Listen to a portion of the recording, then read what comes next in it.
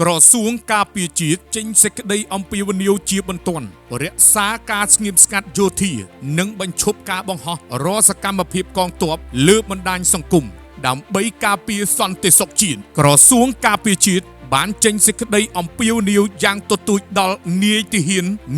ហានរងពលទាហាននិងសាធារណជនអ្នកសារព័ត៌មានទាំងអស់ឲ្យបានចូលរួមអនុវត្តវិធានការរក្សាការសម្ងាត់យោធាឲ្យបានម៉ឺងម៉ាត់បំផុតហេតុការណ៍នេះធ្វើឡើងដើម្បីធានាបាននូវសុវត្ថិភាពខ្ពស់និងការពារអាយុជីវិតរបស់កងកម្លាំងជួរមុខដែលកំពុងបំពេញភារកិច្ចការពារជាតិនៅក្នុងខ្លឹមសារអំពាវនាវក្រសួងបានតម្រូវឲ្យបញ្ឈប់ជាបន្ទាន់នៅការផ្សព្វផ្សាយព័ត៌មានវីដេអូ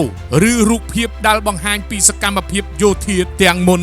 និងក្រោយប្រតិបត្តិការរាល់ការបង្ហោះទីតាំងឈរជើងផែនទីលានដ្ឋានជំរុំជម្រកសភាវុធនិងផ្លូវផ្គត់ផ្គង់ស្បៀងអាហារមិនត្រូវអនុញ្ញាតឲ្យបង្ហោះលើ Facebook TikTok YouTube ឬប្រព័ន្ធផ្សព្វផ្សាយផ្សេងៗជាដាច់ខាតការរក្សាការសម្ងាត់លើសមិទ្ធផលយោធានិងចល័តទ័ពគឺជាកត្តាស្លាប់រស់ក្នុងការការពារឧត្តមប្រយោជន៍ជាតិនិងការពារបូរណភាពទឹកដីពីការលួចមើលពីសត្រូវខាងក្រៅជាថ្មីម្ដងទៀតក្រសួងការពារជាតិបានរំលឹកថាការរក្សាការសម្ងាត់យោធានិងសន្តិសុខនៃកងយុទ្ធពលខេមរៈភូមិន្ទគឺជាអាវក្រោះការពារជាតិដ៏រឹងមាំបំផុតសាធារណជននិងកងទ័ពគ្រប់ជាន់ថ្នាក់ត្រូវមានស្មារតីប្រុងប្រយ័ត្នខ្ពស់និងបញ្ឈប់រាល់ការចែកចាយព័ត៌មានដែលប៉ះពាល់ដល់យុទ្ធសាស្ត្រការពារជាតិដើម្បីសេចក្តីសុខសាន្តរបស់មាតុភូមិយើង